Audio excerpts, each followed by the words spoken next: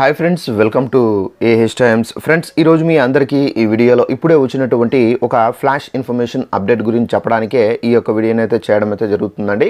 So flash information update ఏంటంటే మన యొక్క ఏపీ రాష్ట్ర వ్యాప్తంగా మనకేంటంటే రేపటి నుండి అయితే మనకు ఆధార్ కార్డులు ఎవరైతే కలిగి ఉన్నారో వీళ్ళందరికీ సంబంధించి ప్రభుత్వం అయితే శుభవార్త అయితే చెప్పారండి. అయితే ఆ శుభవార్త ఏంటి, దానికి సంబంధించిన పూర్తి వివరాలు తెలియజేస్తాను.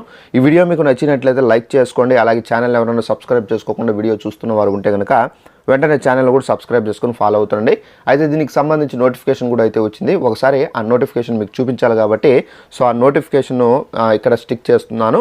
సో ఇక్కడ చూసుకున్నట్లయితే ఆధార్ కేంద్రాలు, ఇక్కడ మనకు చూసుకున్నట్లయితే జనన మరణాల నమోదుకు కొత్త పోర్టల్, ఇక్కడ వచ్చేదంతా వాట్సాప్ గవర్నెన్స్ విభాగాల్లో వారీగా రియల్ టైమ్ డాష్ బోర్డులు ఇక్కడ మనం చూసుకున్నట్లయితే ఆధార్ కేంద్రాలు అయితే నిర్వహించబోతున్నారండి. మరో 1000 సచివాలయాల్లో ఇదైతే నిర్వహించున్నట్టుగా చెబుతున్నారు.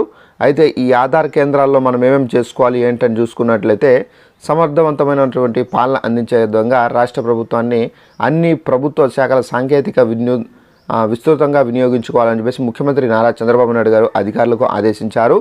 సో ఇక్కడ ఏంటంటే మీరు ఎవరైతే ఆధార్ కార్డులు ఉన్నారో అలాంటి వాళ్ళందరూ తప్పనిసరిగా మీ యొక్క ఆధార్ కార్డు అప్డేషన్ కానివ్వచ్చు, అలాగే మీ యొక్క ఆధార్ కార్డులో ఏమైనా మార్పులు చేర్పులు చేసుకోవాలన్నా కానీ మీరు సరి చేసుకోవచ్చు. అయితే సచివాలయాల్లోనే ఈ అవకాశం అయితే కల్పిస్తున్నారు కాబట్టి సో మనకి ఏంటంటే ఇవి మీరు చేసుకోవచ్చండి. ధాన్యం సేకరణ, రైతుల సంతృప్తి, సో దీనికి సంబంధించి కూడా అయితే మనము సరి చేసుకోవచ్చు. సో సచివాలయాల్లో అయితే మనకు జనన మరణాలకు సంబంధించినటువంటి నమోదుకు కొత్త పోర్టల్ అనేది విధించారు. సో ఇదంతా మనకేంటంటే మీరు సచివాలయాల్లో అయితే చేసుకోవచ్చు. అలాగే మనకేంటంటే ఆధార్ కార్డులు ఎవరైతే కలిగి ఉండి 10 సంవత్సరాలు కంప్లీట్ అయి ఉంటుందో అలాంటి వాళ్ళు కూడా అప్డేషన్ అనేది తప్పనిసరిగా చేసుకోవాలని చెప్పేసి మన యొక్క కేంద్ర ప్రభుత్వం అయితే చెబుతున్నారు. సో తప్పనిసరిగా ఎవరైనా అప్డేషన్ ఇంకా చేసుకోకపోతే మీరు సచివాలయాలకు వెళ్ళి చేసుకోవచ్చు.